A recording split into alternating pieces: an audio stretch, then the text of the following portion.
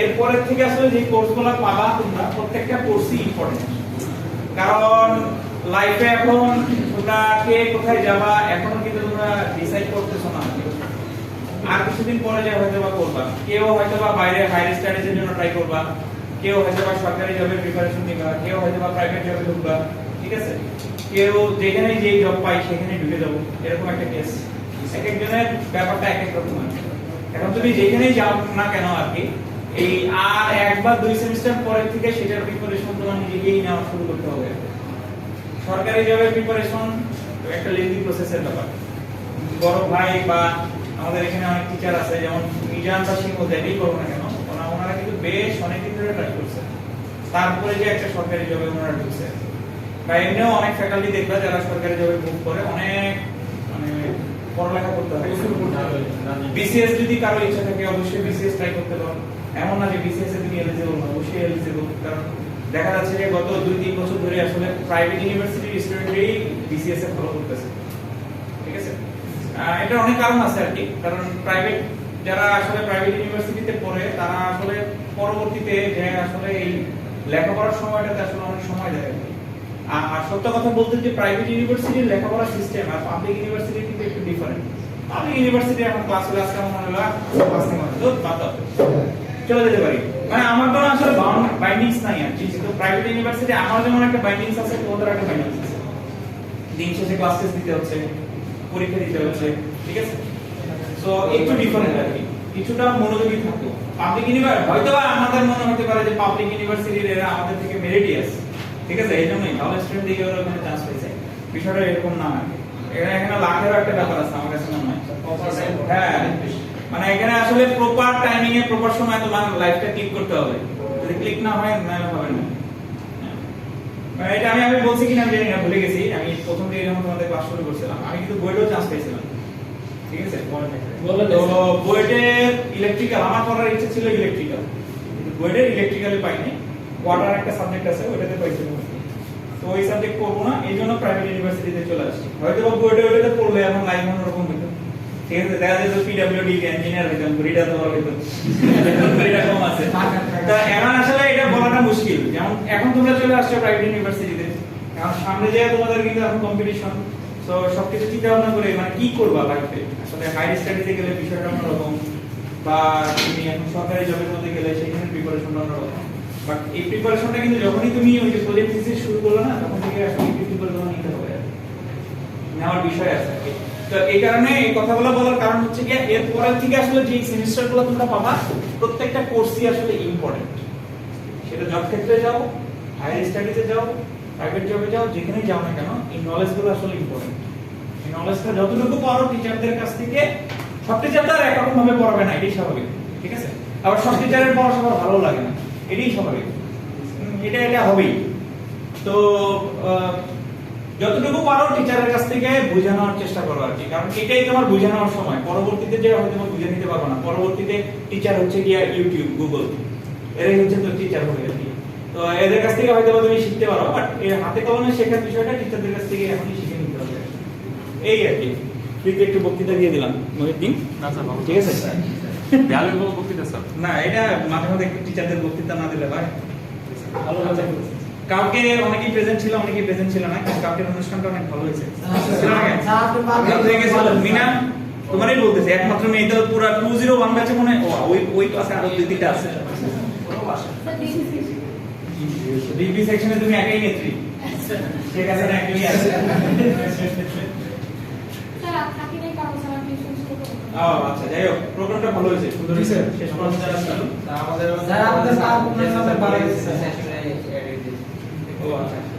না, স্যারের সেশনটাও ভালো ছিল, স্যারের সেশনটাও ভালো ছিল আর কি। কারণ কিভাবে একটা রেপুটেড জার্নালে আমরা আসলে পেপার পাবলিশ করি সেই হিসাবে একটা জানার বিষয় আছে। বাট তার আগে আসলে কিছু স্টেজ পার হয়ে ওইখানে একটু অ্যাডভান্স লেভেলে চলে গেছে।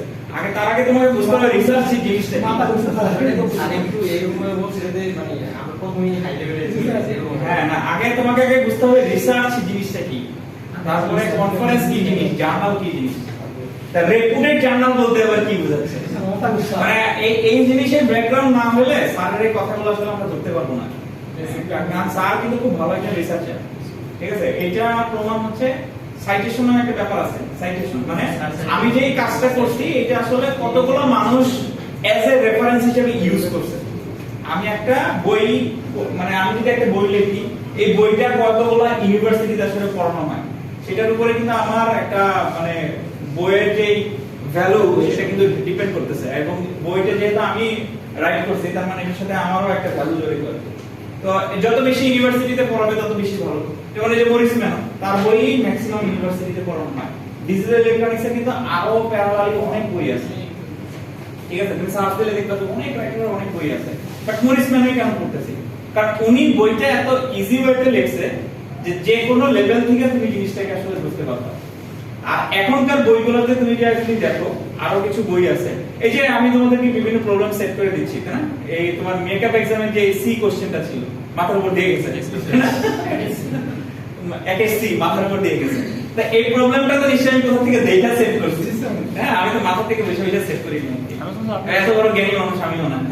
তো এখনকার বইগুলোতে যেটা হয় যে কিছু সৃজনশীল প্রবলেম আসলে বইগুলোতে ইন্ট্রোডিউস করতেছে যেগুলো আগের রাইটারদের ছিল না, কিন্তু তারপরেও আগের রাইটারদের বইগুলো কিন্তু ফলো করা হয়, ঠিক আছে? তাহলে ওই রাইটারের ওইটা কিন্তু অ্যাচিভমেন্ট, এখনো যে তার বইগুলো আসলেই করা হয়। ঠিক তেমনি ভাবে ওই লিপু স্যারের আসলে ওনার যে পাবলিকেশনের যে সাইটেশন, এটাকে সাইটেশন বলে, ওনার সাইটেশন 3000 এর উপরে, ঠিক আছে?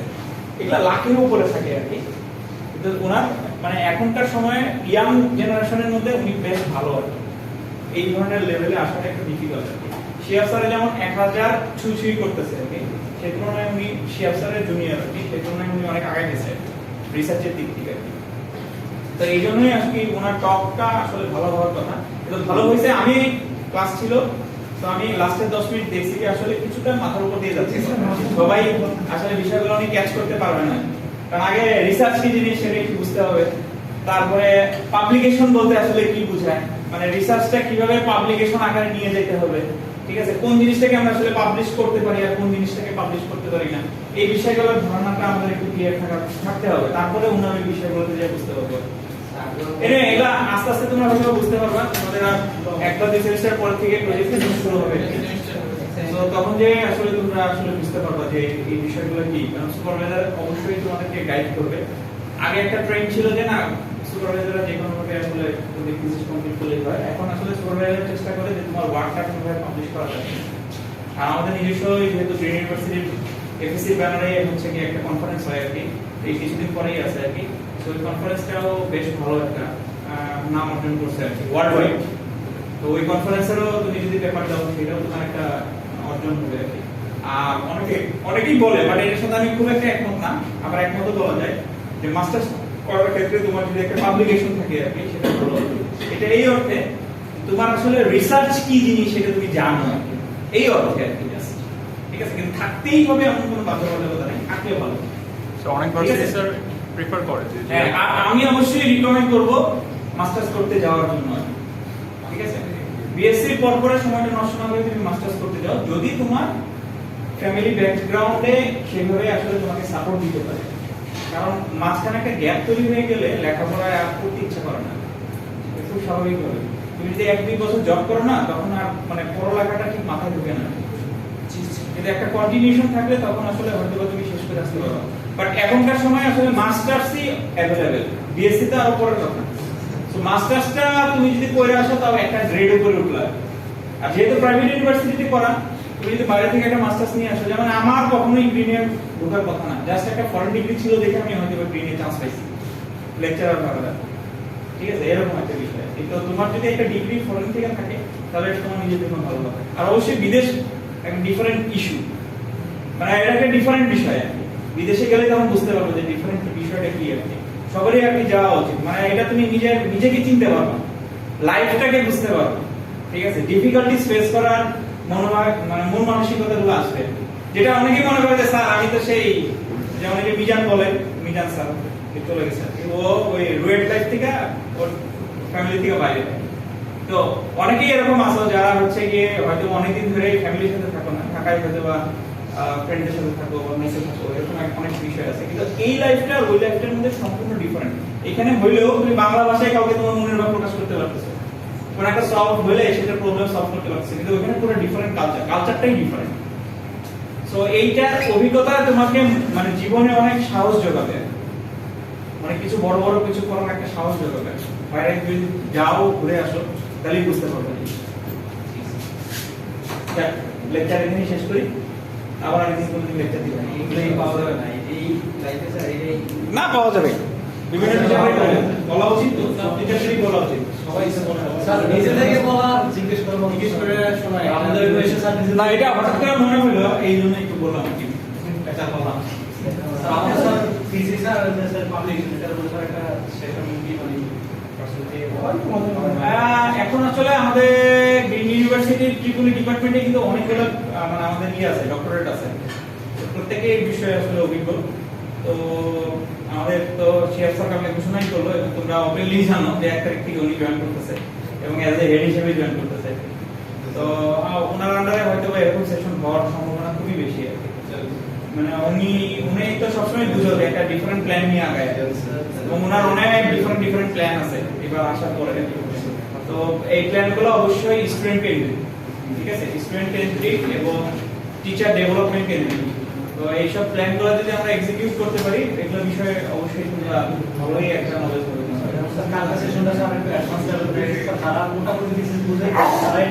আসলে ওই জিনিসটা আসলে সেশনটা আসলে অর্গানাইজ করা হয়েছিল ফাইনাল ইয়ারের স্টুডেন্টদের জন্য, যারা সামনে হয়তো বা ডিফেন্স দিবে, ঠিক আছে, তাদের জন্য আসলে মূলত অর্গানাইজ করা হয়েছে। কিন্তু তোমরা যারা জয়েন করছো তারা আসলে একটু এখনো ওই পর্যন্ত আসলে যাওনি, কিন্তু যারা যে মোটামুটি ওই যে রিসার্চের অর্ধেক পর্যায়ে চলে গেছে তারা এই বিষয়গুলো জানে আর কি, কিভাবে পাবলিকেশন করতে হবে বা পাবলিকেশন কোন লেভেলটার মধ্যে যে আসলে পাবলিকেশন করতে পারবো, বা জার্নাল কি জিনিস, কনফারেন্স কি জিনিস, সেই সব জিনিস সম্পর্কে, বা একটা জার্নাল কিভাবে আমি খুঁজে বাই করবো, বা কোথায় পাবলিশ করবো, আমি পাবলিশটা করবো কোথায়, ঠিক আছে, এরকম অনেক কিছুর কোশ্চেন তোমার কাছে থাকতে পারে আর কি। তো এইসবের কোশ্চেন ওই থিসিস করতে করতে ওরা হয়তো বা জানে। তো মূলত সেশনটা আসলে ওদের জন্যই কন্ডাক্ট করা হয়েছিল। তো এরকম ইনিশিয়াল লেভেলে যেমন মঞ্জু স্যার এর আগে একদিন একটা সেশন করছিল, তোমরা কেউ জয়েন করছিলে কিনা জানি না, যে একটা থিসিস বইকে কিভাবে তুমি একটা পেপারে কনভার্ট করবে। একটা থিসিস বই থাকে 60 পেজের, আর একটা পেপার হয় হচ্ছে 4 থেকে 5 পেজ। তাহলে একটা বইকে 60 পেজের বইকে আমরা কিভাবে একটা 4 থেকে 5 পেজের মধ্যে নিয়ে আসি, এটার উপরে উনি একটা সেশন নিয়েছিল আর কি। ওই সেশনটা খুব ভালো ছিল। তো ওইটা আসলে মূলত ফাইনাল ইয়ারের স্টুডেন্টদের জন্যই, এটা করা হয়। বাট শেফ স্যারকে আমি আসলে রিকোয়েস্ট করবো, শেফ স্যারের প্ল্যান আছে এবার প্রত্যেকটা ব্যাচের সাথে উনি আলাদা ভাবে বসবে। তো তোমাদের সাথে যদি বসে, তখন তোমরা তোমাদের যেসব ইচ্ছা বা যেগুলো লাইনটা আছে সেগুলো হয়তো বললা আর কি, যে কিছু করলে তোমাদের কত ভালো হবে, ঠিক আছে। এনিওয়ে, সো আমরা কম্বিনেশনাল লজিক শেষ করছি। কম্বিনেশনাল লজিকের মধ্যে আমরা আবার একটু রিপিট করে যাই। আমরা decoder, encoder, multiplexer, code converter, Eder, subtractor, comparator পড়ছি, বাট সেটা ল্যাবে থিওরি ক্লাস আমি পড়াইনি। সো অনেকগুলো কিন্তু আমরা আসলে एग्जांपल দেখছি কম্বিনেশনাল লজিকে, এবং প্রত্যেকটার ক্ষেত্রেই কমন জিনিস কি ছিল, আমি ইনপুট দিছি, আউটপুট পেয়ে গেছি। মানে কোনো কিছুর উপরে কোনো কিছু আসলে ডিপেন্ড করে নাই, ইনস্ট্যান্ট আমি ইনপুট দিছি, ইনস্ট্যান্ট আউটপুট পেয়ে গেছি, তাই না? কোনো একটা ওয়ার্কিং প্রিন্সিপাল ছিল, সেই ওয়ার্কিং প্রিন্সিপালের উপরে বেস করে আসলে আমাদের আউটপুট আমরা পেয়ে গেছি। বাট আজকে থেকে আমরা মুভ করব হচ্ছে কি সিকোয়েন্সিয়াল লজিকের মধ্যে, যে সিকোয়েন্সিয়াল লজিকে আমাদের কিছুটা আসলে ডিপেন্ডেন্সির ব্যাপার আছে, কিছুটা আমাদের ফিডব্যাকের ব্যাপার আছে, কিছুটা আমাদের এখানে মেমোরির ব্যাপার আছে। তো প্রথম দিকে এই কম্বিনেশনাল লজিক যখন শুরু করছিলাম, আমরা ডিফারেন্স বলছিলাম যে what is difference between combinational and sequential logic. এবং সিকোয়েন্সিয়াল লজিকের ক্ষেত্রে আবার একটা ব্লক ডায়াগ্রাম মনে হয় আমি আঁকছিলাম, সেটা আবার একটু আঁকি। সিকোয়েন্সিয়াল লজিকের ক্ষেত্রে আমাদের একটা কম্বিনেশনাল লজিক থাকবেই। তাহলে এই কম্বিনেশনাল লজিকটা কি? কম্বিনেশনাল লজিকটা এখানে আমরা বলতে বোঝাচ্ছি যে একটু এই টপিকটার আগে আমরা যে সব টপিকগুলো পড়ে আসছি, ওখানে আসলে বেসিক্যালি কি করছি না, ওইখানে আমরা আসলে বেসিক্যালি যেটা করছি যে একটা ট্রুথ টেবিল ড্র করছি, ঠিক আছে, ইনপুট আউটপুট গুলো ডিফাইন করছি, ট্রুথ টেবিল ড্র করছি, ট্রুথ টেবিল থেকে ইকুয়েশন নিয়ে আমরা সার্কিট ড্র করছি, তাই না? তো সার্কিটটা আসলে ড্র করছি বেসিক্যালি কি দিয়ে, যে সব লজিক গেট সম্পর্কে আমরা মিড টার্মে পড়ে আসি, সেই সব লজিক গেট দিয়ে কিন্তু সার্কিট ড্র করছি। এছাড়া কিন্তু এক্সট্রা কোনো আইসির কি কোনো ব্যবহার ছিল? কোনো আইসির কিন্তু কোনো ব্যবহার ছিল না, শুধুমাত্র আমরা লজিক গেট নিয়ে কাজ করছি। ঠিক আছে, লজিক গেট গুলো নিয়ে বেসিক এবং ইউনিভার্সাল অথবা হচ্ছে গিয়ে আরো যেসব লজিক গেট ছিল সেসব লজিক গেট নিয়ে কাজ করছি। সো ওই টাইপের কোন একটা ডিজাইন, লজিক গেট রিলেটেড কোন একটা ডিজাইন আসলে এখানে হবে, যেটাকে আমরা কম্বিনেশনাল লজিক বলতেছি। এরকম একটা ডিজাইন অবশ্যই সিকোয়েন্সিয়াল লজিকের ক্ষেত্রেও থাকবে আর কি। তাহলে এটার মধ্যে অবশ্যই সেটার জন্য একটা ইনপুট থাকা লাগবে, ইনপুটের প্রসেসিং হবে এবং সেখান থেকে আমার অবশ্যই একটা আউটপুট যাবে আর কি। ইনপুট হবে আউটপুট হবে, এটাই মূলত আমাদের আসলে কম্বিনেশনাল লজিকের বিষয়, যে ইনপুট দিলাম আউটপুট দিলাম। এক্সট্রা ভাবে এখানে যেটা হচ্ছে যে এইখানে আমি কোন একটা সিস্টেম এক্সিকিউট করলাম, এই ভ্যালুটা আমি আসলে কোন একটা মেমোরির মধ্যে নিয়ে আসলে স্টোর করে রাখবো আর কি। একটা ভ্যালু আমি এখানে পাবলিশ করে ফেলতেছি, আর একটা ভ্যালু ওই সেম ভ্যালুটাই আমি আসলে একটা মেমোরিতে স্টোর করে রাখতেছি আর কি। এবং এই মেমোরিটা মূলত আমার আসলে কাজ করবে একটা ক্লক পালসের উপরে ডিপেন্ড করে। এই মেমোরিটা কাজ করবে, মেমোরিটা কাজ করবে কিন্তু মেমোরিটা কাজ করবে হচ্ছে কি একটা ক্লক পালসের উপরে ডিপেন্ড করে, এবং সেইখান থেকে ভ্যালু আসলে ও আসলে সাপ্লাই দিবে এইখানে। সো বেসিক্যালি আসলে এই ইনপুট এবং এই ইনপুট দুইটা যুগ্মভাবে সিনক্রোনাইজ হয়ে কাজ হয়ে তারপরে তোমার আসলে আউটপুট ভ্যালু দিবে। তো জিনিসটা কি রকম, আমরা যদি একটা কাউন্টার মেশিনের কথা চিন্তা করি, কাউন্টিং মেশিনটা আসলে কিভাবে কাউন্ট করতেছে, ঠিক আছে? ওই আগের দিনও বলছিলাম যে তোমার একজন আসলো, ঠিক আছে, পরের যে একজন আসছে, আগে প্রিভিয়াস থেকে এখানে একজন ছিল, পরে যে আসছে তার সাথে ওই এক যোগ হয়েছে, যোগ হয়ে 2 হয়েছে, ঠিক আছে? তাহলে কি একজন, তোমার কারেন্ট আউটপুট কি 1, আবার তুমি মেমোরিতেও কিন্তু 1 রাখতেছো। প্রেজেন্ট একটা ইনপুট আসছে, সেটা কি মেমোরির ভ্যালুর সাথে সে এক যোগ হয়ে আবার সে একটা প্রেজেন্ট ভ্যালু দিচ্ছে আর কি। সো এইখানে দুইটা ভ্যালুর ব্যাপার আছে, একটা হচ্ছে কি আমাদের ফিউচার ভ্যালুটা কি হবে সেটা প্রেডিক্ট করা, এবং প্রেজেন্ট ভ্যালুটা কি আছে আর কি। পাস্ট ভ্যালুটা নিয়ে আমরা কাজ করি না, শুধুমাত্র দুইটা ভ্যালু নিয়ে কাজ করি, একটা হচ্ছে কি প্রেজেন্ট ভ্যালু কি, আর একটা হচ্ছে কি ফিউচার ভ্যালু কি। দুইটা বিষয় নিয়ে আমরা কাজ করি এখানে। এইখানে ও 1 বসে আছে, এটা হচ্ছে কি আমাদের প্রেজেন্ট ভ্যালু, দেন আরেকটা 1 আসবে, এই 1 এর সাথে যোগ হয়ে 2 হবে, এটা আমাদের ফিউচার ভ্যালু। সো এই বিষয়টা হচ্ছে কি এইখানে। সো তুমি যদি মনে করো এখানে একটা 1 দিলা, তাহলে 1 কি হয়ে গেল, তুমি এখানে একটা 1 পেয়ে গেলা, এই 1টা তো এখানেও সেভ হইলো, ঠিক আছে? প্রপারলি ক্লক পালস যখন পাবো আর কি। নরমালি ক্লক পালসের বিষয় দুই ভাবে হতে পারে, আমি আলাদাভাবে বলতেছি আর কি। আপাতত ধরে রাখো এখানে ক্লক পালস হচ্ছে আর কি। ক্লক পালসের উপরে ডিপেন্ড করে এই 1টা অবশ্যই এখানে যাবে, ঠিক আছে? তাহলে তুমি যদি কাউন্ট করতে চাও, তাহলে এই আর এই 1 আর এই 1 মিলে এখন কি হয়ে যাচ্ছে 2, তার মানে এটা আপডেট হয়ে এখন কি হয়ে যাবে 2। এগেইন এইখানে 2টা আমার সেভ হয়ে গেল। আবার ক্লক পালসের উপরে ডিপেন্ড করে এই 2টা চলে যাবে এইখানে, তারপরে 2 আর 3, সো এইটা এখন হয়ে যাবে 3, আবার ওই 3টা এখানে স্টোর থাকলো আর কি। সো এইভাবে করে কিন্তু কাউন্টিংটা আসলে চলতেছে। আমরা একদম আমরা হচ্ছে কি আমরা একটা কাউন্টারও ডিজাইন করব আর কি, আমাদের টপিকের মধ্যেই আছে সিনক্রোনাস অ্যাসিনক্রোনাস দুইটা কাউন্টারই ডিজাইন করা শিখবো আর কি। তো ওই সময়টায় যে তোমার এই কাউন্টিং এর বিষয়টা আরো ভালো বুঝতে পারবে আর কি। বাট সিকোয়েন্সের ব্যাপারটা বুঝতেছো কিনা আর কি। সিকোয়েন্সিয়াল মানে এখানে কোন একটা সিকোয়েন্স মেইনটেইন করতেছে, অবভিয়াসলি সিকোয়েন্সটা মেইনটেইন হচ্ছে, এবং এই সিকোয়েন্সটা মেইনটেইন করতেছে একটা ক্লক সিগন্যাল। সিম্পল একটা ক্লক সিগন্যালের মাধ্যমে মেইনটেইন হচ্ছে। আমি যদি এখানে একটা ক্লক সিগন্যাল না রাখতাম, তাহলে কখন আসলে এখান থেকে ভ্যালু আমি এখানে ট্রান্সফার করব, এটা একটা কোশ্চেন থেকে দিত না? সো যেহেতু আমি এখানে একটা ক্লক সিগন্যাল ইউজ করতেছি, সো এই ক্লকের উপরে ডিপেন্ড করে আসলে ভ্যালু পাস করতেছি আমরা। সো এটা হচ্ছে কি আমাদের আসলে সিকোয়েন্সিয়াল লজিকের যে ধারণাটা, সেই ধারণাটা। তো আমরা আজকে মূলত শুরু করব এই মেমোরিটা দিয়ে, কারণ এইটা ডিজাইন করা আমরা জানি। তাহলে এইটা কিভাবে ডিজাইন হয় সেটা জানতে হবে, তারপরে সেটা আমরা দুইটা একত্রিত করলেই আমাদের কম্বিনেশনে একটা লজিক হয়ে যাবে। আমরা আসলে মূলত এই মেমোরি ডিজাইনটা আগে দেখবো আর কি। সো এই মেমোরি ডিজাইনটা আসলে দুই ভাবে করা যায়। একটাকে আমরা বলি হচ্ছে কি ফ্লিপ ফ্লপ, আরেকটাকে আমরা বলি হচ্ছে ল্যাচ। দুইটা জিনিস আছে, একটা হচ্ছে কি ফ্লিপ ফ্লপ আর একটা হচ্ছে কি ল্যাচ। এই ফ্লিপ ফ্লপ ল্যাচ কিছু সময়ের জন্য ভ্যালু স্টোর করতে পারে।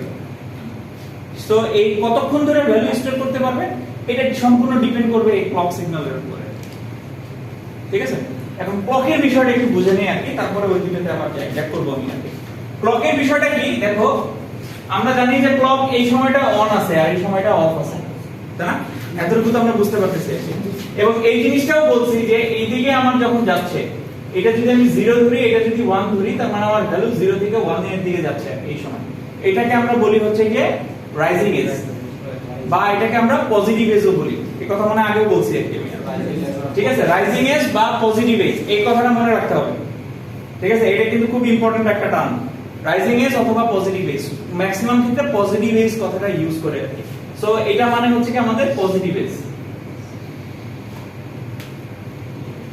আচ্ছা, যখন তার মানে আমার পজিটিভ এজ কখন পাবো? যখন আমার 0 থেকে 1 এর দিকে যাচ্ছে আমি। এগেইন আরেকটা এজ আছে আমার, সেটা হচ্ছে কি ফলিং এজ বা এটাকে আমরা বলি নেগেটিভ এজ। ঠিক আছে, এটাকে আমরা বলি হচ্ছে কি নেগেটিভ এজ, যেটা আমাদের 1 থেকে 0 দিকে যাচ্ছে। তার মানে এখানে এজ আছে দুইটা, একটা হচ্ছে কি পজিটিভ এজ, একটা হচ্ছে কি নেগেটিভ এজ। যে কোনো একটা এজের উপরে আসলে কাজ হবে আর কি, যে কোনো একটা, দুইটার মধ্যেই না, যে কোনো একটা এজে আমাদের ভ্যালু কাউন্ট করতে হবে এজের উপরে। আচ্ছা, আর এই জিনিসটাকে আমরা বলি হচ্ছে লেভেল। তার মানে এগুলো হচ্ছে এজ আর এটা হচ্ছে লেভেল, মানে একটা জায়গায় সে কনস্ট্যান্ট আছে, সেইজন্য এটাকে লেভেল বলতেছি আমরা। নিচে তো আরেকটা লেভেল, হ্যাঁ নিচে আরেকটা লেভেল, না মানে এগুলোকে আমরা লেভেল বলতেছি, যেগুলো আছে এগুলো কনস্ট্যান্ট ভ্যালুটাকে আমরা আসলে লেভেল বলতেছি। এই হচ্ছে কি আমাদের ক্লকের বিষয়টা। আর ডিউটি সাইকেলের বিষয় তো আমরা জানি, আগেও বলে আসছি যে আমাদের টোটাল টাইম পিরিয়ডে কতটুকু সময় আসলে সে আসলে অন আছে, সেটা আমরা আসলে ডিউটি সাইকেলের মাধ্যমে আসলে ডিটারমাইন করতে পারি। যদিও ডিউটি সাইকেলের বিষয় আমরা এখানে ইন্ট্রোডিউস করব না, জাস্ট ধারণাটা একটু আবার করলাম। আচ্ছা, এখন ফ্লিপ ফ্লপ আর ল্যাচের মধ্যে পার্থক্য কি? দুটেই আমরা বলতেছি মেমোরি এলিমেন্ট। তাহলে দুটার মধ্যে আসলে পার্থক্য কি আর কি? কয়েকটা পার্থক্য আছে। একটা হচ্ছে কি আমাদের এই ক্লকের ওয়ার্কিং প্রিন্সিপলের উপরে ডিপেন্ড করে আসলে মূলত এটার পার্থক্য। একই কনস্ট্রাকশন আমরা অ্যাজ এ ল্যাচ হিসেবেও ইউজ করতে পারবো, ফ্লিপ ফ্লপ হিসেবেও ইউজ করতে পারবো। সেম কনস্ট্রাকশন আমরা যখন যে দেখব যে সেম সার্কিট, এটা একবার ল্যাচ হিসেবেও ইউজ হতে পারে, ফ্লিপ ফ্লপ হিসেবেও ইউজ হতে পারে। তাহলে ডিফারেন্সটা কোথায়? প্রথম ডিফারেন্স হচ্ছে এই ল্যাচ ক্লকের লেভেলের উপরে ডিপেন্ড করে কাজ করে, শুধুমাত্র লেভেলে কাজ করে ল্যাচ। প্রথম ডিফারেন্সই হচ্ছে কি এটা। ক্লকের ওয়ার্কিং প্রিন্সিপলের উপরে যদি আমরা চিন্তা করি, ল্যাচ কাজ করবে সব সময় লেভেলের উপরে। ঠিক আছে, মানে যতক্ষণ পর্যন্ত আমার ক্লকটা অন আছে ততক্ষণ পর্যন্ত সে আসলে ভ্যালু চেঞ্জ হতে থাকবে ল্যাচের ক্ষেত্রে। আচ্ছা, তাহলে ফ্লিপ ফ্লপের ক্ষেত্রে কি হবে জিনিসটা? ফ্লিপ ফ্লপ শুধু কাজ করবে আমার এইজে, মানে যখনই সে একটা এজ পাবে ঠিক তখন শুধুমাত্র ভ্যালু চেঞ্জ হবে তার। পুরোটা সময় ক্লক যে অন আছে সেই সময় যদি তার কোনো ভ্যালু চেঞ্জও হয়, সেই সময় আর সেই ভ্যালু চেঞ্জ সে আর নিবে না। শুধুমাত্র এইজ গুলোতে ভ্যালু সে কাউন্ট করবে, যে এইজ যখন পাইলাম, যখন 0 থেকে 1 অথবা 1 থেকে 0 তে যাচ্ছি, সেই সময়টাই খেয়াল করবে যে আমার ডেটা ভ্যালু কত আছে, মানে ইনপুট ভ্যালু কত আছে। ওই একটা মাত্র জায়গায় সে খেয়াল করবে ফ্লিপ ফ্লপের ক্ষেত্রে। পার্থক্যটা বুঝে গেছেন? ঠিক আছে, এগুলা কিন্তু ইম্পর্টেন্ট পার্থক্য, কারণ এগুলোর উপরে ডিপেন্ড করেই আমরা ওয়ার্কিং প্রিন্সিপলে যাব। সেটা হচ্ছে ল্যাচটা সব সময় আমাদের লেভেলের উপরে ডিপেন্ড করে কাজ করে। লেভেল বলতে আমরা যেটা বোঝাচ্ছি যে যতক্ষণ ধরে ক্লক অন আছে ততক্ষণ পর্যন্ত আমার ল্যাচ কাজ করতে থাকবে। হ্যাঁ, নিচেরটা একটা লেভেল, যতক্ষণ পর্যন্ত 0 আছে। তুমি যদি মনে করো 0 তে কাজ করাবো তাহলে 0। মানে স্যার এই নরমালি ধারণা কি ক্লক অফ থাকলে আসলে কাজ করবে না, ঠিক 1 এ কাজ করবে। কিন্তু তোমার বিষয়টা আমি যেটা বলতেছি যে মনে করো যে এই রকম আছে ক্লক ডেটা মানে ইনপুট ভ্যালু, মনে করো ইনপুট ভ্যালু আছে এই রকম কিছু। ঠিক আছে, তাহলে দেখো ক্লক যতক্ষণ অন আছে সে একবার কি হইছে 0 ছিল, 0 থেকে 1 হইছে, তাই না? যদি ল্যাচের ক্ষেত্রে হয় এই পুরো সময়টাই সে কাউন্ট করবে ল্যাচের ক্ষেত্রে। ফ্লিপ ফ্লপের ক্ষেত্রে কি হবে? তুমি যদি পজিটিভ এজে কাউন্ট করো, পজিটিভ এজের ভ্যালু কত? 0, সে শুধু 0ই কাউন্ট করবে পুরোটা সময়, যতক্ষণ পর্যন্ত ক্লক অন আছে সে খালি 0ই কাউন্ট করবে। আবার যে তার ভ্যালু চেঞ্জ হয়ে গেছে সেই ভ্যালু চেঞ্জ সে কাউন্ট করবে না ফ্লিপ ফ্লপ। এইটাই হচ্ছে পার্থক্য। ঠিক আছে, ল্যাচের ক্ষেত্রে যতক্ষণ তোমার ক্লকটা অন আছে ততক্ষণ পর্যন্ত ডেটার ভ্যালু যতবার চেঞ্জ হবে ততবারই সে চেঞ্জ হয়ে যাবে। আমরা স্যার 0 1 দুইটাই কাউন্ট করব। হ্যাঁ, 0 1 দুইটাই কাউন্ট হবে। বাট ফ্লিপ ফ্লপের ক্ষেত্রে শুধুমাত্র এই যে খেয়াল করবে যে তার ভ্যালুটা কি, সেই ভ্যালুটাই সে ইন্টার যতক্ষণ পর্যন্ত ক্লক অন আছে সেই ভ্যালুটাই দিতে থাকবে। স্যার কখন চেঞ্জ হবে? যখন আবার একটা এরকম পর্যায়ে চলে আসবে, আবার যখন একটা ভ্যালু পাবে তখন যেটা দেখবি সেটা আবার কাউন্ট করবে। হ্যাঁ, তখন আবার সেটা কাউন্ট করবে। ঠিক আছে, স্যার, সেটা হচ্ছে কি আমাদের ফ্লিপ ফ্লপ। 0 থেকে 1 এর মধ্যে সময় কি কম হচ্ছে, একটু কাউন্ট করবে যাচ্ছে। এতটুকু সময় কাউন্ট করবে, এই এতটুকু। তার মানে মনে করো যদি এটা এমন হয়ে থাকে কত তো, মানে এতটুকু সময় যেটা আছে ওই এতটুকু সময় পুরোটাই কাউন্ট করবে ল্যাচ। বাট এটা যদি ফ্লিপ ফ্লপ হইতো, ফ্লিপ ফ্লপ দেখা যেত এরকম 0 হয়ে গেছে, কারণ কি সেই এইজ এর মধ্যে সে 0 পাইছে, সে পরবর্তী পুরো সময় 0 আছে। আরেকটা এইজ না পাওয়া পর্যন্ত সে ওই ভ্যালুটাই হোল্ড করতে আর পারে। আরেকটা এজ দিয়ে সারি করার দরকার ফ্লিপ ফ্লপ 2% সিস্টেম। আচ্ছা, এটা এখন 0 আছে, ঠিক আছে। তো এইটা তো তোমার 1 হইছে, আবার এইখানে যে এটা কি 0 হয়ে গেছে না, সো ল্যাচের ক্ষেত্রে এটা এখানে 0 হয়ে যাবে। আর ফ্লিপ ফ্লপের ক্ষেত্রে যেটা হইছে, সে এখানে 0 পাইছে, এখানেও 0 পাইছে, তো ইন্টারপিরিয়ড সে 0 থাকবে। এই যে এরকম।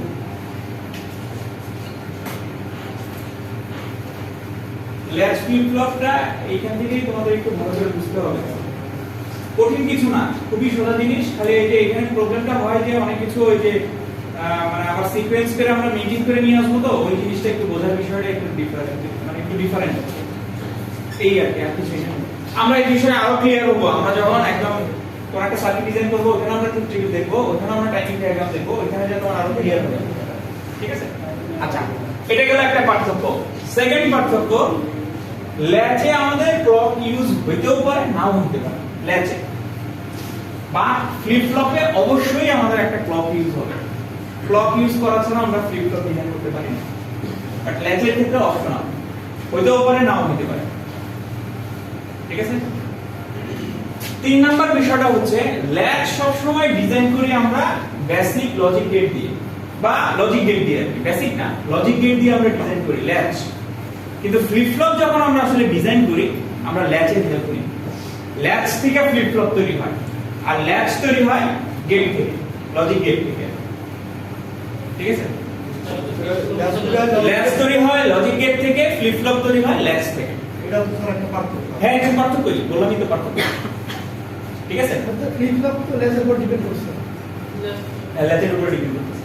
ল্যাচের উপর ডিপেন্ড করতেছে মানে ডিজাইনটা, কোনো ওয়ার্কিং প্রিন্সিপল নাই, শুধু ডিজাইনটা নির্ভর করে। ঠিক আছে, সো এরকম আরো কিছু পার্থক্য আছে।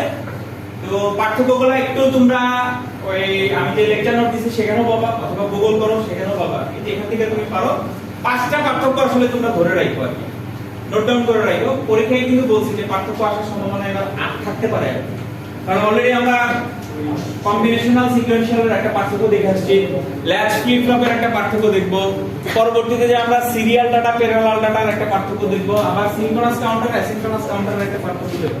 সো নরমালি পরীক্ষায় যদি কোনো থিওরিটিক্যাল কোশ্চেন আসে, তো এখান থেকে আসলে ডিফারেন্স আসার একটা সম্ভাবনা আছে, এজন্যই বললাম নোট ডাউন করে রাখো। আচ্ছা, প্রথমে আমরা আজকে মুভ করব, যেহেতু বেসিক লজিক গেট থেকে আমরা আসলে ল্যাচে মুভ করি, তা আমরা একটা ল্যাচ ডিজাইন করা শিখব আর কি। ঠিক আছে,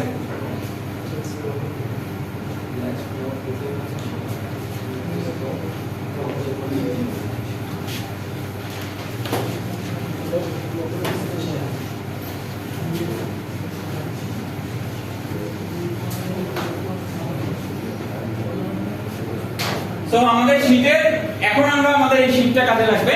শীটটার সাথে তোমরা আসলে কানেক্ট করতে পারবে। এতক্ষণ যেটা বলছি এগুলো শীটের মধ্যে ছিল না, এখন শীটের মধ্যে আছে, শীটের সাথে কানেক্ট করতে পারবে।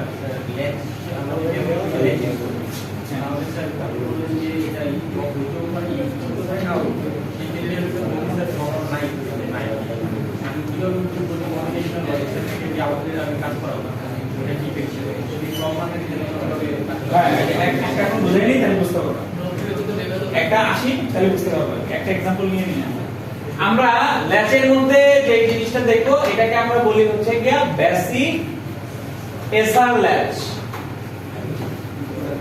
বেসিক এসআর ল্যাচ, এস মানে সেট, আর মানে রিসেট। এটার থেকে আমাদের নাম আসছে হচ্ছে কি এসআর, এসআর ল্যাচ।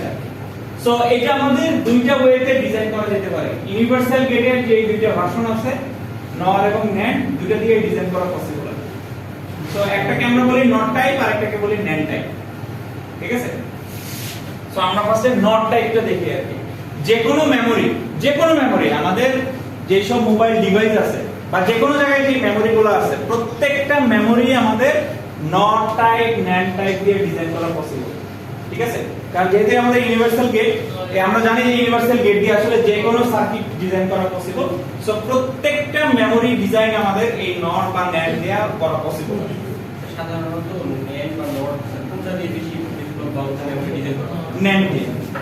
NAND সেগুলো কি পাওয়ার কনজাম্পশন বাড়ানো সুবিধার্থে নাকি লজিক সুবিধার্থে? লজিকের সুবিধার্থে আর কি, দুটার জন্য পাওয়ার কনজাম্পশন কাছাকাছি আর কি। আমাদের ন্যান্ড দিয়ে যেটা হয় যে আমরা বড় যখন সার্কিটের মধ্যে যাই, ন্যান্ডের ব্যাখ্যাটা সুন্দর মতো করা যায় আছে। কারণ কি ন্যান্ডে আমার ইনপুটকে দুইটাকেই হাই করতে হয় কোন একটা রেজাল্ট পাইতে হলে, অথবা দুইটাকে জিরো করতে হয়। ঠিক আছে, রেজাল্ট পাইতে হলে। কিন্তু আমার অরের ক্ষেত্রে বিষয়টা একটু ডিফারেন্ট। যেকোনো একটা হ্যাঁ, এই জন্য ন্যান্ড ম্যাক্সিমাম ক্ষেত্রে ন্যান্ডটাকে বেশি প্রাধান্য দেওয়া হয়, তাহলে লজিকটা খুব তাড়াতাড়ি ধরা যায়। মৌলিক গেট করে বলা আছে, মৌলিক গেট ইউজ করলে স্যাম্পল বেসিক গেটের ব্যবহারটা কম আর কি। বেসিক গেটের ব্যবহারটা কম, কারণ অনেকগুলো বেসিক গেটকে নিয়ে তারপরে তোমাকে একটা কোনো কিছু দাঁড়া করাইতে হয় দেখে বেসিক গেটের ব্যবহারটা কম। আচ্ছা, সো আমরা প্রথমে দেখতেছি হচ্ছে কি আমাদের নট টাইপটা, নট টাইপ। নট টাইপে আমরা যেটা করছি, আমরা আসলে এইভাবে দুটো নট গেট নিয়ে নিব। দুটো নট গেট আমরা জানি যে দুটো নট গেট 2 ইনপুট বিশিষ্ট দুটো নট গেট নিয়ে নিব আছে। ওকে, নিয়ে আমরা যেটা করব, এইটার ইনপুটকে এটার সাথে ফিডব্যাক হিসেবে ইউজ করব, এইটার ইনপুটটাকে এখানে ফিডব্যাক হিসেবে ইউজ করব। দেখা যাচ্ছে না?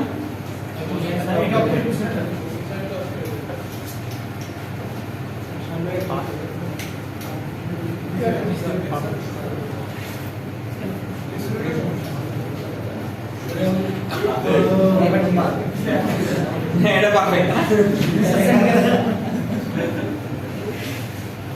আচ্ছা, তো এখানে আমাদের যেটা হয়েছে যে দুইটা নট গেট নিছি, দুইটা নট গেটের এই ইনপুটটাকে এটার সাথে অ্যাজ এ ফিডব্যাক হিসেবে ইউজ করছি, এই ইনপুটটাকে এটাকে অ্যাজ এ ফিডব্যাক হিসেবে ইউজ করছি।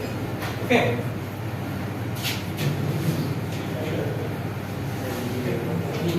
স্যার বেশি অন্ধকার হ্যাঁ, বেশি অন্ধকার হয়ে গেছে, এই লেখা না দেখতে হচ্ছে না? দেখতে হচ্ছে বাট এখন একদম অন্ধকার হয়ে গেছে। আর সমস্যা শুরু করছে, ক্যামেরা অন্ধকার হয়ে গেছে। সমস্যা চলছে থাকে। তো এইখানে আমাদের যেটা হয়েছে, এটা হচ্ছে এস, এটা হচ্ছে আর। ইনপুটের ক্ষেত্রে আমরা এস আর দিলাম, আউটপুটের ক্ষেত্রে আসলে দুই ধরনের আউটপুট আমরা দেখি আর কি। একটা হচ্ছে কি আমাদের কিউএন বার বা কিউএন, আর এটাকে আমরা বলি কিউএন প্লাস 1 বার, কিউএন প্লাস 1। সো দুইটার মিনিং কি?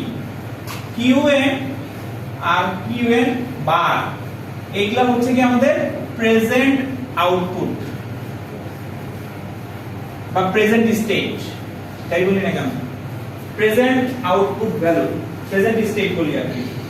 আর qn+1 আর qn+1 বার, এটাকে আমরা বলি হচ্ছে কি নেক্সট স্টেট বা ফিউচার স্টেট। পরবর্তীতে কি হবে, আসলে আমাদের প্রেডিকশনটা পরবর্তী দিয়ে, প্রেজেন্টে তো অলরেডি ভ্যালু এক্সিকিউট হয়ে যায়। সিকোয়েন্সিয়ালি মূলত আমরা আসলে পরবর্তীটা নিয়ে আসলে চিন্তা করি আর কি, পরবর্তীতে কি হবে সেই জিনিসটা আসলে বোঝার চেষ্টা করি। সো আমরা প্রত্যেকটা ক্ষেত্রে আসলে qn+1 আর qn+1 বার আর qn+1 আসলে অবজার্ভ করব। আচ্ছা, ফ্লিপ ফ্লপের ক্ষেত্রে অলওয়েজ ফ্লিপ ফ্লপ বা ল্যাচ দুটার ক্ষেত্রে অলওয়েজ তোমার আসলে দুইটা আউটপুট থাকবে, একটা আরেকটা কমপ্লিমেন্ট হবে। আউটপুট দুইটা একটা আরেকটা কমপ্লিমেন্ট হবে। এটাকে যদি আমি একটা ব্লক ডায়াগ্রাম, সিম্পল একটা ব্লক ডায়াগ্রাম দিয়ে শো করি, তাহলে এটা হচ্ছে দুইটা ইনপুট, দুইটা আউটপুট। ওকে, এটা এস, এটা আর, এটাকে আমরা বলি হচ্ছে কিউএন বার, আর এটা হচ্ছে কিউএন। এটা হচ্ছে ব্লক ডায়াগ্রাম। ঠিক আছে, কিন্তু ভ্যালু দেওয়ার পর আমরা আসলে এখানে আসলে ফিউচার স্টেটের ভ্যালুটা আসলে বোঝার চেষ্টা করব, যে ফিউচার পরবর্তী স্টেটের ভ্যালুটা কি আসতেছে। ওকে, আউটপুট সবসময় এরকমই হবে, একটা আরেকটা কমপ্লিমেন্ট হবে, দুইটা আউটপুট একটা আরেকটা কমপ্লিমেন্ট হবে। স্যার এই কনফিগারেশন এরকম কেন যে আউটপুটে একটা আইটার আউটপুটে একটা, হ্যাঁ, এখন সেই জিনিস আমরা বুঝতে পারবো। এটা আসলে কাইন্ড অফ, দেখো ছোট্ট একটা তোমাকে एग्जांपल দেখাই। আমি যদি এইভাবে দুইটাকে জিনিসকে কানেক্ট করি, দেখো আসলে কি হয়। আমি মনে করি এখানে 1 দিলাম, এখানে একটা 0 হয়ে গেল, আবার কি বলে এটা একটা মেমরি। দেখো এই সিম্পল জিনিসই কেউ একজন আবিষ্কার করে ফেলছে। এটা একটা মেমরি, সবসময় যেই তুমি ভ্যালু দিচ্ছ সেই ভ্যালু এখানে সবসময় এক্সিকিউট হতে থাকবে যতক্ষণ পর্যন্ত তুমি এখানকার ভ্যালু না চেঞ্জ করতেছো। এটার উপরে ডিপেন্ড করে তোমার মোবাইলের যে মেমরি গুলো আছে সেগুলো ডিজাইন করা। ঠিক আছে, খুব সিম্পল বিষয় কিন্তু এই লজিকটা এটা। তার মানে এখানে একটা ফিডব্যাকের ব্যাপার কিন্তু আছে। সো এই কারণেই এই ফিডব্যাকটা আসলে ইউজ করা হয়। আমরা এই ফিডব্যাকের মাধ্যমে আসলে মেমোরিটাকে এখানে ধরে রাখবো সার্কিটের মধ্যে। নাহলে কে ধরে রাখে এখানে মেমোরিটা আসলে কিভাবে ধরে থাকে? সেটা একটা ম্যাজিকের ব্যাপার মনে হচ্ছে আমাদের কাছে। কিন্তু এই মেমোরিটা ধরে রাখে কে? কোন একটা লজিক তো নিশ্চয়ই আছে। এখানে একটা লজিক খাটানো হয়েছে মেমোরিটাকে ধরে রাখার জন্য। এটা সিম্পল একটা লজিক। আমি যদি একটা ইনপুট চিন্তা করি তাহলে আমি এখানে একটা ইনপুট দিয়ে দিলাম, আমার মেমোরি এখানে যতক্ষণ পর্যন্ত আমি ভ্যালু না চেঞ্জ করতেছি আমার এখানে ভ্যালুটা এরকমই থাকবে, ভ্যালু কিন্তু কোনো চেঞ্জ নাই। ঠিক আছে, তো এই কারণে আর কি এইখানে তোমাকে একটা ফিডব্যাক ইউজ করা হয়েছে। ইনপুট থেকে আউটপুট পর্যন্ত একটা ফিডব্যাকটা শুধুমাত্র ধরে রাখার জন্য ইউজ করা হয়েছে। হ্যাঁ, আমার মেমোরিটাকে ধরে রাখার জন্য এখানে একটা লজিক ইউজ করা হয়েছে। আচ্ছা, এখন আমরা দেখি যে আসলে এখানে মেমোরিটা কিভাবে ধরে রাখতেছি এটা তো বুঝতে হবে, রাইট? আচ্ছা, মনে করো আমরা কেস হিসেবে চিন্তা করি যে প্রথমে কেস আমরা নিলাম কেস 1, মনে করো s এর ভ্যালু 1 আর r এর ভ্যালু 0। এরকম বিষয় যদি আমরা নিয়ে থাকি আর কি, s এর ভ্যালু 1 বা s এর ভ্যালু 0 r এর ভ্যালু 1, এটা দেখুন s এর ভ্যালু 0 r এর ভ্যালু 1, এটা আসলে কি হবে সেটা আমরা একটু দেখি। তো আমরা এখানে কি করলাম, s এর ভ্যালু নিলাম 0 আর r এর ভ্যালু নিলাম 1।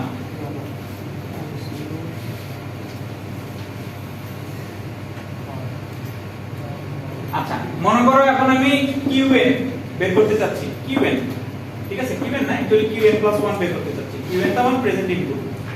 সো qn+1 যদি বের করতে চাই তার ইনপুট কি আছে? একটা হচ্ছে কি r আর একটা হচ্ছে কি qn বার, তাই না? qn+1 এর ভ্যালু যদি বের করতে চাই এটার ইনপুটে কি আছে? একটা হচ্ছে r আর একটা হচ্ছে ফিডব্যাক থেকে আসছে যার ভ্যালু হচ্ছে কি qn বার, নট qn+1 বার কিন্তু হবে। এখানে কিন্তু qn বার হবে কারণ তুমি এখন প্রেজেন্টের ভ্যালু ক্যালকুলেট করতেছো। ঠিক আছে, বের করতেছো ফিউচারের জন্য, কিন্তু এখন কাজ করবে কি নিয়ে? প্রেজেন্ট ভ্যালু নিয়ে আর কি। তাহলে এখানে কি হচ্ছে 1 প্লাস qn বার তার উপরে বার। ঠিক আছে, ওকে। তাহলে 1 এর সাথে যদি যে কোনো ইনপুট কি আমরা নেই না কেন সেটা কি হবে? 1 হবে। আমরা জানি বুলিয়ান রুলস অনুযায়ী। তাহলে 1 তার উপরে বার, তাহলে এটা রেজাল্ট কি আসছে? 0 আসছে। ওকে, তার মানে আমরা বুঝতে পারতেছি যে এখানে যখন 0 দিচ্ছি এখানে যখন 1 দিচ্ছি এখানে এটা কি আসলো? 0 আসলো। তাহলে এখন যদি আমি এটার জন্য ভ্যালু ক্যালকুলেট করি, এই 0 তো 5 টা এখানে চলে গেল, তাহলে 0 আর 0 মিলে এখানে কি হয়ে যাবে? 1 হয়ে যাবে, তাই না? তার মানে এটার ভ্যালু হয়ে যাচ্ছে 1। তার মানে দেখো একটা কমপ্লিমেন্ট হচ্ছে। তার মানে আমি যখন s এর ভ্যালু 0 দিলাম r এর ভ্যালু 1 দিলাম, qn আসলো আমার 0 আর qn বার মানে qn+1 এর ভ্যালু আসলো 0 আর qn+1 বার এর ভ্যালু আসলো 1। ঠিক আছে, এটা বুঝতে পারছি আমরা? হ্যাঁ, নাই? ঠিক আছে। আচ্ছা, এখন মনে করো যে আমি r এর ভ্যালু 0 করে দিলাম, s এর ভ্যালু 0 করে দিলাম, তাহলে কি হচ্ছে? দুইটার ভ্যালু আমি 0 করে দিলাম আর কি। তাহলে এখন কি হবে বিষয়টা?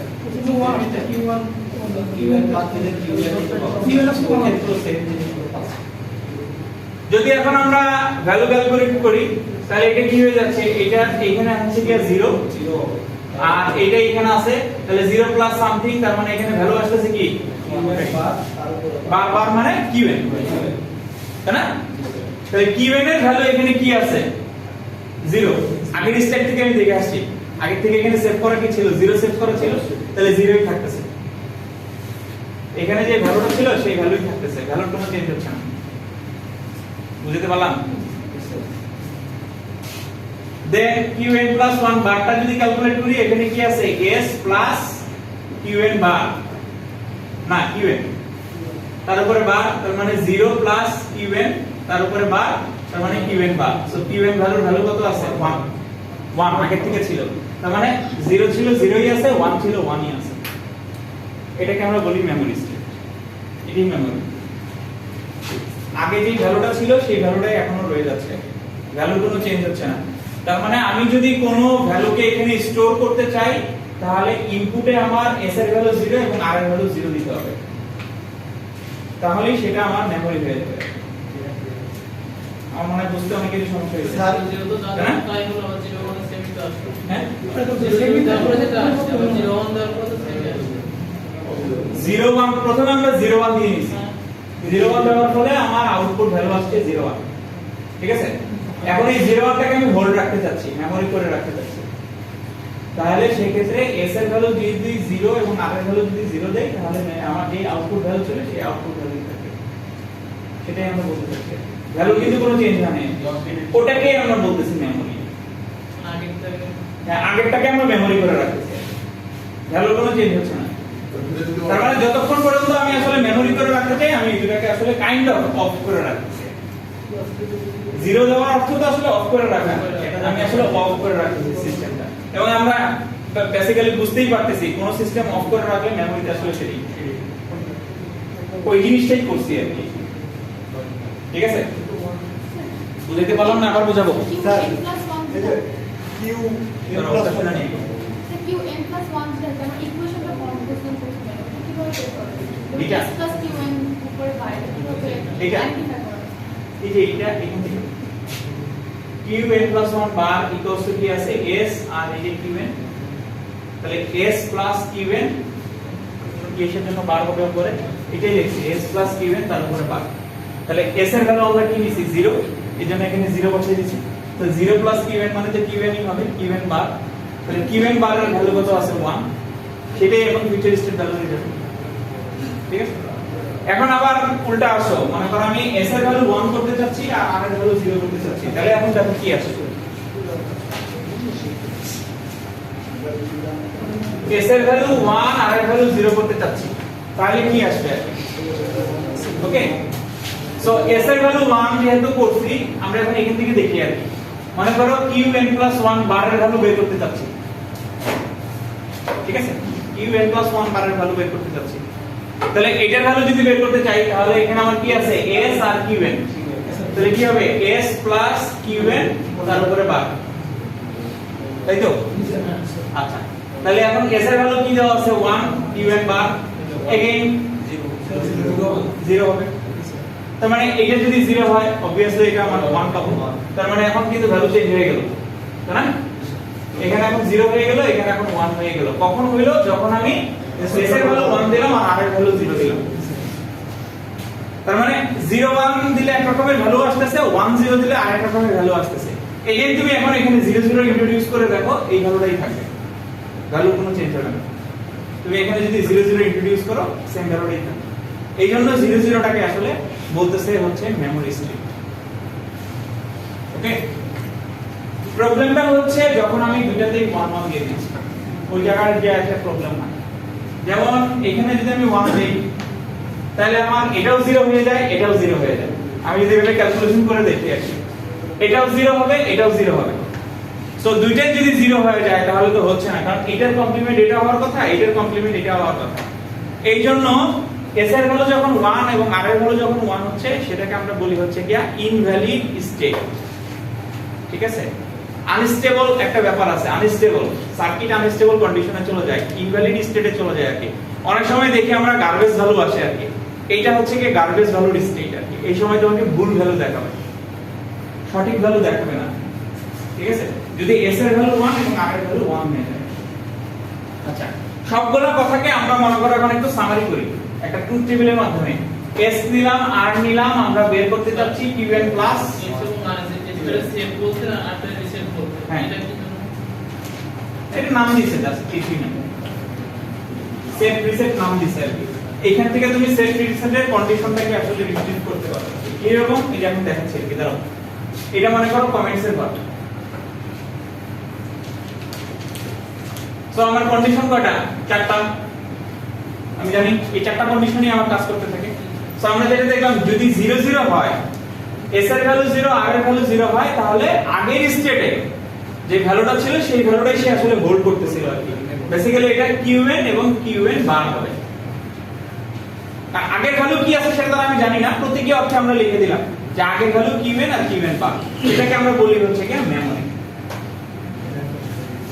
ওকে, যখন 0 আর যখন 1 হচ্ছে, 0 1 এর জন্য আমার এখানে হচ্ছিল 1, এটা হয়ে যাচ্ছিল 0, তাই তো? 0 1 এর জন্য 0 1 এর জন্য 0 1 ই হচ্ছিল, 0 আর 1 ই হচ্ছিল। 0 1 এর জন্য s এর ভ্যালু যখন 0 দিচ্ছিলাম, আর এর ভ্যালু যখন 0 দিচ্ছিলাম, এখানে 0 আর এখানে 1 হচ্ছিল। এটাকে বেসিক্যালি আমরা বলি হচ্ছে কি রিসেট। কিভাবে এটাকে রিসেট করলাম? যখন আমার এটা হচ্ছে কি অরিজিনাল আউটপুট আর এটার কমপ্লিমেন্ট আউটপুট হচ্ছে কি এটা, যখন অরিজিনাল আউটপুটের ভ্যালু 0 আসে সেটাকে আমরা বলি হচ্ছে কি রিসেট। রিসেট করার অর্থ কি? নতুন করে আবার শুরু করা। হানিবা নতুন করে শুরু করা। রিসেট, প্রিসেট, দুটো ওয়ার্ড আছে, এগুলো শুনছো কিনা? হ্যাঁ, ক্লিয়ার, এরকম কিছু ওয়ার্ড আছে মেমোরির ক্ষেত্রে আর কি। রিসেট মানে তুমি জাস্ট একটা বাটন ক্লিক করছো, ও জাস্ট নতুন করে একটা ভ্যালু নেওয়ার জন্য রেডি হয়ে গেল। কিন্তু তুমি যদি ক্লিয়ার বাটন ক্লিক করো, ওর মেমোরিতে যা ছিল সব ভ্যানিশ হয়ে যাবে। কাইন্ড অফ আমরা যেমন কি করি, শিফট ডিলিট যখন দেই, রিসাইকেল বিনও কোনো কিছু থাকে না, তাই না? পুরো নাই। কিন্তু যেটা হয় নরমালি আমরা কোনো কিছু ডিলিট করলে কিন্তু কম্পিউটারে রিসাইকেল বিনে চলে যায়। সো রিসাইকেল বিনে চলে গেলেও আপাতত ওই ভ্যালুটা নিয়ে, কিন্তু তুমি ওখানে এখন নতুন করে ভ্যালু দিতে পারতেছো, ঠিক আছে? এটা হচ্ছে কি আমাদের রিসেট করা। রিসেট মানে ইমিডিয়েট ভ্যালুটাকে আমি ডিলিট করে দিয়ে আমি নতুন ভ্যালু নেওয়ার জন্য রেডি হলাম। আর ক্লিয়ার হচ্ছে কি পুরোপুরি তোমার সবকিছু মেমরি থেকে ডিলিট করে দিব। তো এটাকে আমরা বলতেছি রিসেট। রিসেট কখন বলতেছি? যখন আমার অরিজিনাল আউটপুট, এটাকে আমরা বলতেছি অরিজিনাল আউটপুট, আর এটা হচ্ছে কি কমপ্লিমেন্টারি আউটপুট। অরিজিনাল আউটপুটের ভ্যালু 0 থাকে সেটাকে আমরা বলতেছি রিসেট, আর অরিজিনাল আউটপুটের ভ্যালু যখন 1 থাকে সেটাকে আমরা বলি হচ্ছে কি সেট। ঠিক আছে? 1 1 হলে আমার কি দুইটাই 0 0 হয়ে যাচ্ছে আর কি, ঠিক আছে? 0 0 বা বেসিক্যালি অনেক জায়গায় এটাকে হোয়াট চিহ্ন দিয়ে লেখে, অনেক জায়গায় এটাকে ডোন্ট কেয়ার দিয়েও লেখে, এক এক জায়গায় এক এক ভাবে লেখে আর কি। এটাকে আমরা বলি হচ্ছে কি ইনভ্যালিড কন্ডিশন। ইনভ্যালিড, এটাকে আমরা ইনভ্যালিড কন্ডিশন বলে থাকি, ঠিক আছে? এটা হচ্ছে কি টোটাল সামারি, আমাদের যে ওয়ার্কিং প্রিন্সিপাল আমরা দেখলাম সেই ওয়ার্কিং প্রিন্সিপাল। এরকম আমরা অনেকগুলো ফ্লিপ ফ্লপ ল্যাচ দেখব, প্রত্যেকটারই গ্রুপ টেবিল তোমার মুখস্থ রাখাটা একটু ডিফিকাল্ট হবে, পরীক্ষার সময় ভুলে যাবে। তো এই কারণে তোমার ওয়ার্কিং প্রিন্সিপালটা যদি মনে থাকে তাহলে তুমি লিখতে পারবে। ওয়ার্কিং প্রিন্সিপাল এক্সপ্লেইন করার বিষয়টা পরীক্ষায় খুব কম দেওয়া থাকে আর কি, একবার দিছি। সো ওই যে শীটটা দিয়ে দিছি, ওইখানে যেভাবে এক্সপ্লেইন করা আছে ওইভাবে এক্সপ্লেইন করলেই হবে। ওয়ার্কিং প্রিন্সিপাল যদি ব্যাখ্যা করতে বলি যে state the working principle of basic SR latch, এই ধরনের যদি কিছু থাকে যে শীটটা দিছি ওইখানে যেভাবে দেওয়া আছে ধরে দিলেই হবে। আচ্ছা, এখন আমরা একটা টাইমিং ডায়াগ্রাম দেখি, একটু বোঝার, আরো একটু ভালো মতো বোঝার জন্য আর কি। একটা টাইমিং ডায়াগ্রাম দিয়ে আমাদের আসলে মূলত বিষয়গুলো বুঝতে হয় আর কি। একটা টাইমিং ডায়াগ্রাম দিয়ে আমরা একটু অবজার্ভ করি জিনিসটা কি হচ্ছে।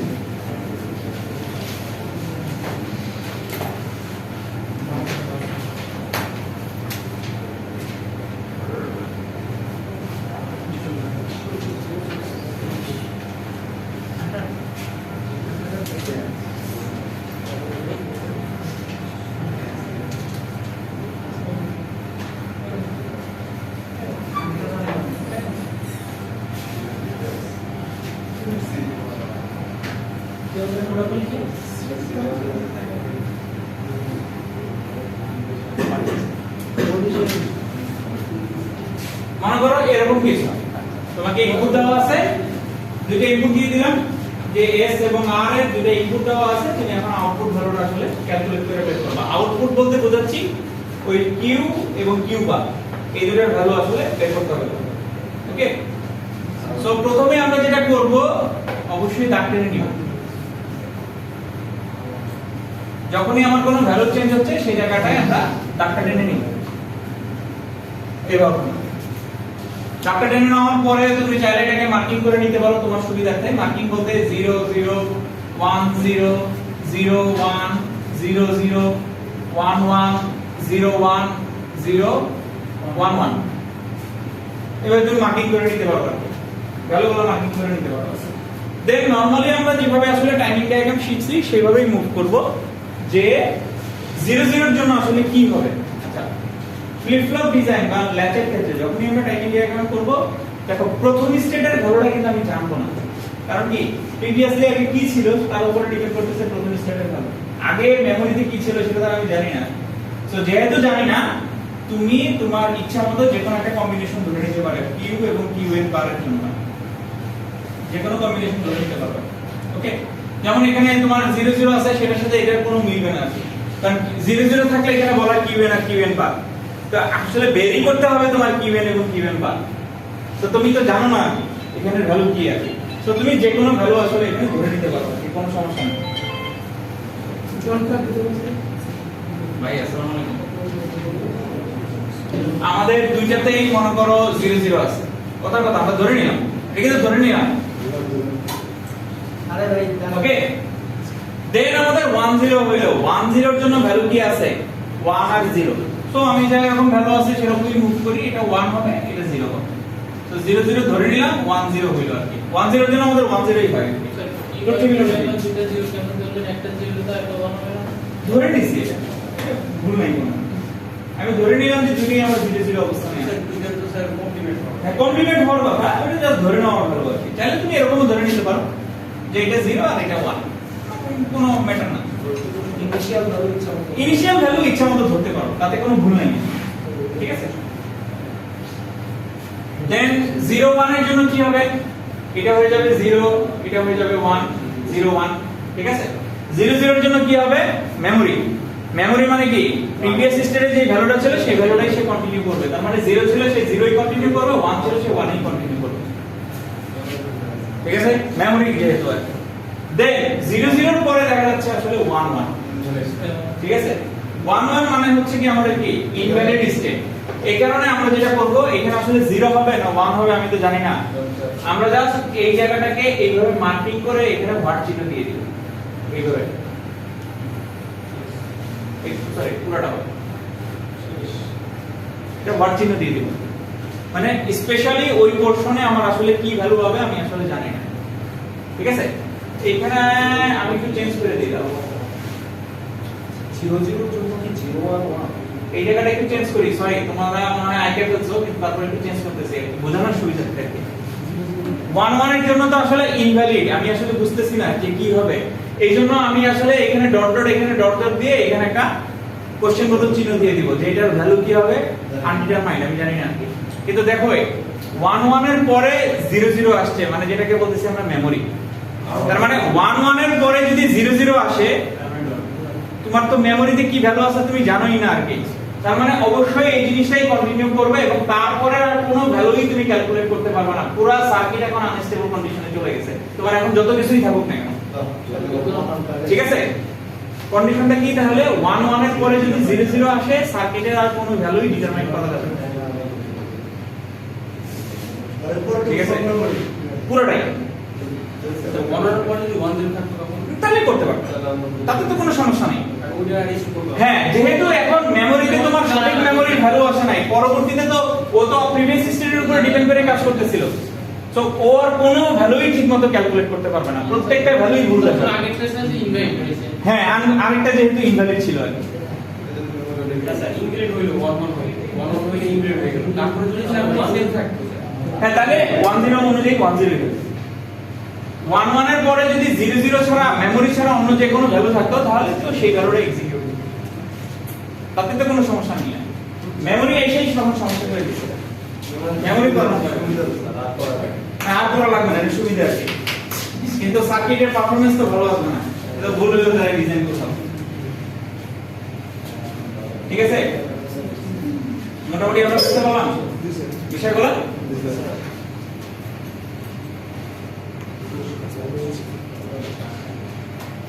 আচ্ছা, এটা দেখলাম নর দিয়ে, এখন দেখবো আমরা ন্যান্ড দিয়ে কি হয়, সেম জিনিসই। তাহলে ওইটাই ওটার জন্য যে ভ্যালুটা আসতো ওইটাই ক্যালকুলেট করে দিন আগে। অতটুকু ওই অতটুকু পোরশনই খালি স্কিপ করতে হবে,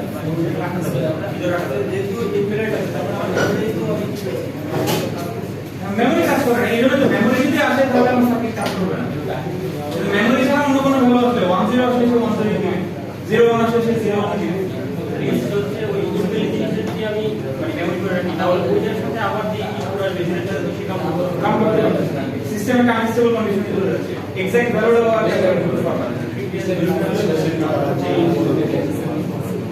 এটা তো পারমাণবিক সংখ্যা হ্যাঁ এই কারণে আমরা কিন্তু এসএলএস দিয়া তেমন কিছু ডিজাইন করি না এসএলএস এর এই প্রবলেমটা আমরা আরেকটা ল্যাস দিয়ে ওভারকাম করব এটা তো একটা প্রবলেম বুঝে যাচ্ছে হ্যাঁ কারণ তিনটা কন্ডিশনের জন্য ঠিক আছে আরেকটা কন্ডিশন বারবার প্রত্যেক ডিজাইনে তোমাকে অবশ্যই যাতে 1 1 না আসে ইনপুটে তাহলে এটা যেতে হবে মানে ওটা তোমাকে আলাদা একটা এখানে কোন একটা সিস্টেম বা ফিল্টার ইস্যু করতে হবে যখনই 1 1 আসে এটা বাদ দিয়ে দিতে হবে তাহলে এখানে তোমার এক্সট্রা একটা ইনপুট দিতে হবে এটা একটা ঝামেলা না ডিজাইন করা হইতেও যাবে বাট এটা একটা ঝামেলা সো এই ঝামেলাটা ওভারকাম করার জন্য পরবর্তীতে আমরা জেকে ফ্লিপ ফ্লপ ডিজাইন করব জেকেটাই আমরা বেশি ইউজ করি এটা এরকম করার জন্য যখন 1 1 আসবে সেন্সর লাগাইলাম যে 1 1 যখন আসবে তখন এই লকবক্সটা দিবে ওই তো এক্সট্রা একটা জিনিসটা তোমাকে অ্যাড করতে হচ্ছে এখানে এক্সট্রা একটা ইনপুট আমরা হচ্ছে সবসময় একটা সচেতন থাকতে হচ্ছে আচ্ছা এখন আমরা দেখি NAND দিয়ে কিভাবে ডিজাইন হবে NAND একইভাবে NANDটা তোমরাও নিজেরাও করতে পারবে আমি আর এটা ধরে দিচ্ছি না NAND এর ক্ষেত্রে যেটা হবে যে দুইটা NAND গেট দিব আমরা এরকম এগেইন আমরা এরকম দুটো NAND গেট নিলাম এটা চলে যাবে এখানে এটা চলে আসবে এখানে এস আর পার্থক্য হবে এই জায়গায় আগের বার উপরে লিখছি কি কিউএন বার না এখানে এখন হয়ে যাবে কিউএন আর কিউএন প্লাস 1 আর এটা হয়ে যাবে কিউএন বার কিউএন প্লাস 1 বার এই জায়গায় জাস্ট একটু পার্থক্য হবে আর তেমন কোনো পার্থক্য নেই আউটপুটে একটু পার্থক্য হবে কিরকম এই মেমোরিটা এখন চলে আসবে নিচে এই ইনভ্যালিড স্টেটটা চলে যাবে উপরে 1 চলে যাবে এখানে 0 চলে আসবে এখানে এই 0 চলে যাবে 1 এর জায়গায় এই 1 আসবে পরের জিনিসটাই উল্টা হয়ে যাবে আর কিছুই না নরের কমপ্লিমেন্টটা হবে হচ্ছে NAND অ্যাকচুয়ালি নর আর NAND কমপ্লিমেন্ট ভ্যালু দিবে আর বাকি সবকিছুই সেম আছে এটা তোমরা শীট দেখলে বুঝতে পারবা আর আমি এটা ব্যাখ্যা না করলাম পরবর্তী ডিজাইনগুলো আমরা সব NAND গেট দিয়ে ডিজাইন করব আর কি NAND দিয়ে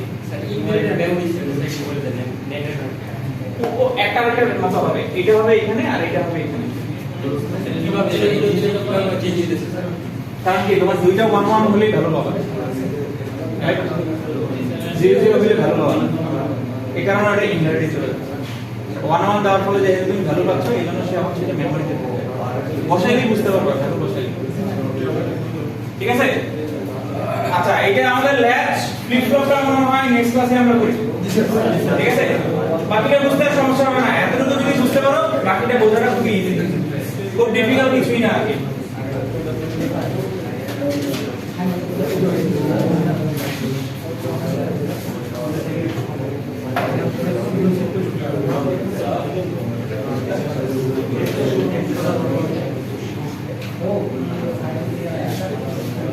নেক্সট ক্লাসে অবশ্যই এটা একটু সাথে করে নিয়ে এসো সবাই তাহলে তোমার বুঝতে সুবিধা হবে